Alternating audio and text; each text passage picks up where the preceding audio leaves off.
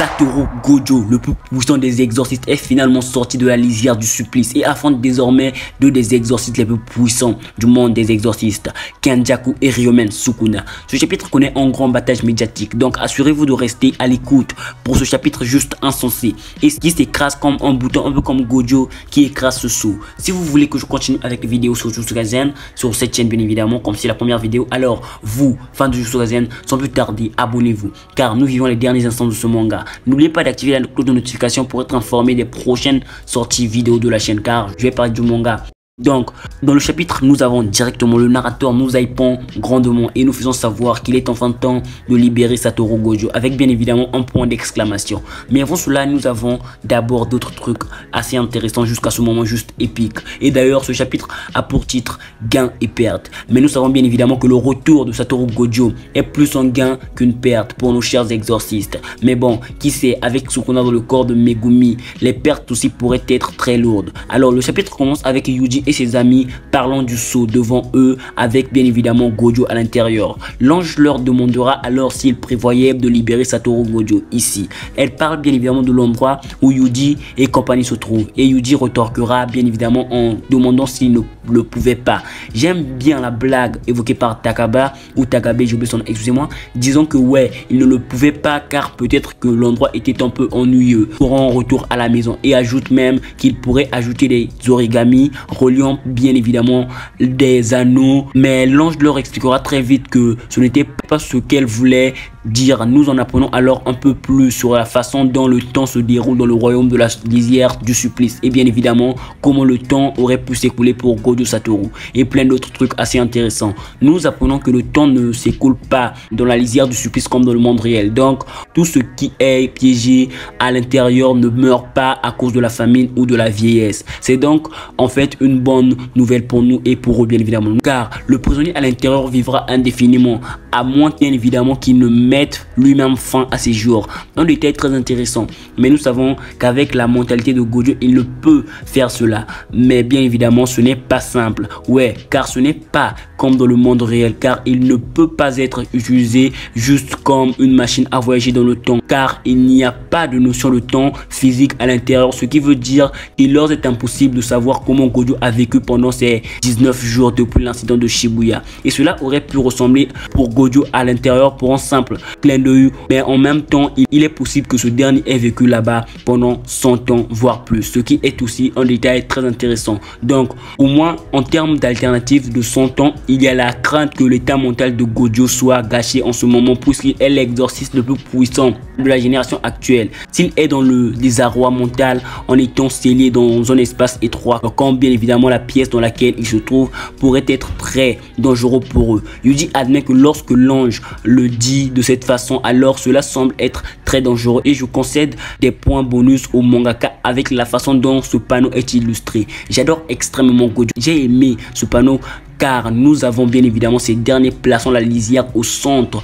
d'un grand espace, précisément à la préfecture de Saitama, mine de Kiroko, et avec la façon dont il est placé, il ressemble presque à un bouton. Donc nous avons la lisière se trouvant dans un grand espace ouvert, et comme nous le savons depuis un moment, c'est bien évidemment l'ange qui va être la personne qui va défaire ce saut. D'après moi, ça a été cool que ce soit un ange qui ramène le seul esprit humain qui se trouve dans la lisière du supplice. Alors, cela arrivera avec bien évidemment l'ange utilisant l'échelle de Jacob, qui en faisant des recherches est un songe de Jacob dans la Bible, Genèse. Et nous avons aussi des bails concernant le fait que ce serait comme un pont reliant le ciel et la terre, avec Gojo qui avait dit lors de son éveil que sur terre comme au ciel, lui seul mérite d'être vénéré.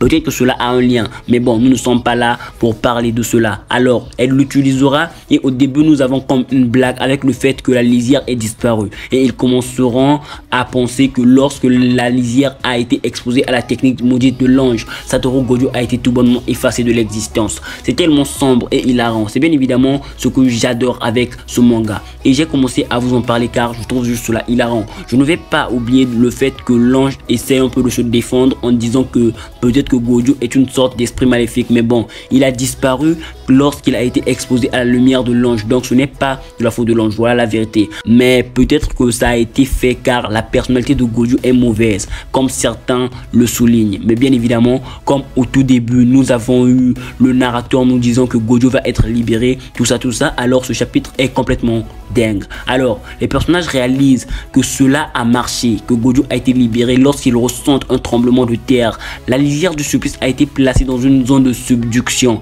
La zone de subduction est créée lorsque deux plaques se rencontrent et se chevauchent. Voilà comment est créée la zone de subduction, bien évidemment.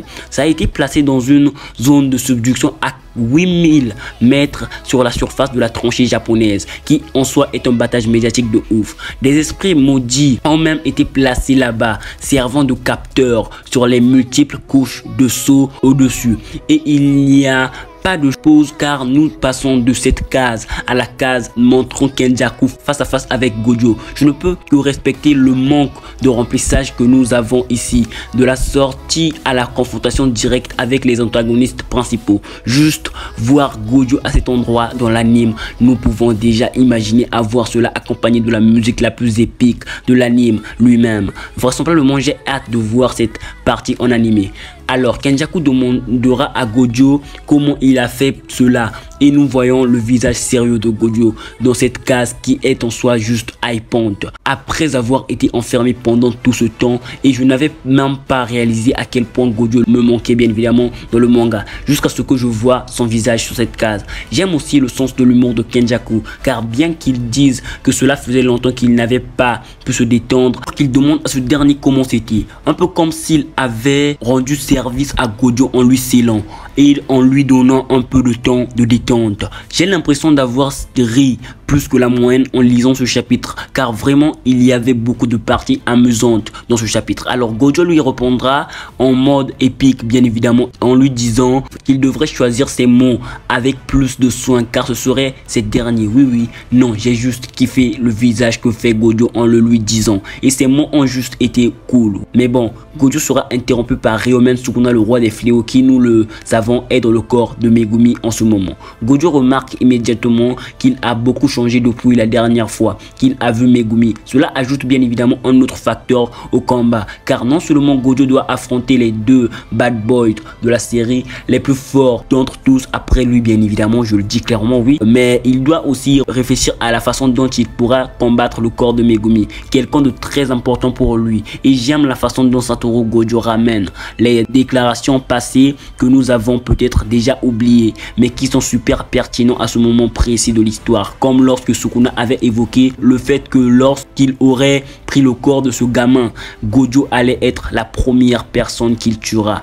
Sukuna réaffirme qu'il tuera Gojo ici. Le battage médiatique est juste hors de contrôle, car les gens parlent toujours de Gojo contre Sukuna par-ci par-là comme étant le combat le plus hypant de la série, et ça se passe en ce moment sous nos yeux. Gojo s'amuse toujours à parler sans retenue, ce qui me plaît grandement. Nous avons ce dernier disant même à Sukuna que le fait est qu'il est un perdant qui a dû fuir le corps de Yuji et venir la queue entre les jambes, ce qui est pathétique selon ce dernier. Alors après que Gojo est traité avec Orihime pendant un temps record, car il a juste donné un coup dans le bide et ça a été finito pour lui. Nous avons Kenjaku qui arrive et dit à Sukuna d'attendre. Il lui dit qu'avant de combattre, il doit d'abord tenir la promesse qu'il lui avait faite. Alors Gojo étant léger et plus hilarant que jamais dira que le grand Sukuna obéit gentiment aux instructions de sa maman, tandis que pour lui-même aussi Gojo pense qu'il a des choses à faire avant de combattre Sukuna. En fait, il aimerait donner au corps de Suguru Geto un enterrement approprié. Il dit aussi que qui aurait cru que Sukuna était si proche de la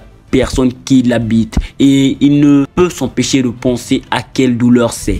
Et cela a du sens car ce sont deux mecs extrêmement puissants qui font équipe. Alors nous avons Sukuna nous montrant étonnamment une grande patience et dit qu'il était d'accord pour reporter le combat. Cela semble aller pour les deux camps. Et Gojo demande de façon hilarante à ce dernier quel jour est-il, et on lui dit que c'était le 19 novembre. Il demande pourquoi ne pas le faire le 24 décembre. Si vous ne le saviez pas, au Japon, Noël est le jour le plus romantique de l'année. Ne me demandez pas pourquoi car je n'en ai aucune idée. Mais bon, je peux juste vous dire que pour eux, les Japonais, bien évidemment, à Noël, il est temps pour les rendez-vous romantiques et même les demandes en mariage. Donc, il n'est pas surprenant que Kenjaku dise que le fait d'avoir un rendez-vous romantique avec Gojo à la veille de Noël lui donne la chair de poule. Tandis que Gojo lui dit clairement qu'avoir 2 décès ce jour-là compliquera les choses. Nous avons Kenjaku demandant à Gojo s'il pensait qu'il pouvait encore gagner. Nous avons Gojo laissant tomber cette marque de confiance que je kiffe grandement. Et encore une fois, comme je vous l'ai mentionné plus tôt, nous avons une conversation précédente évoquée ici car elle est grandement pertinente à ce moment.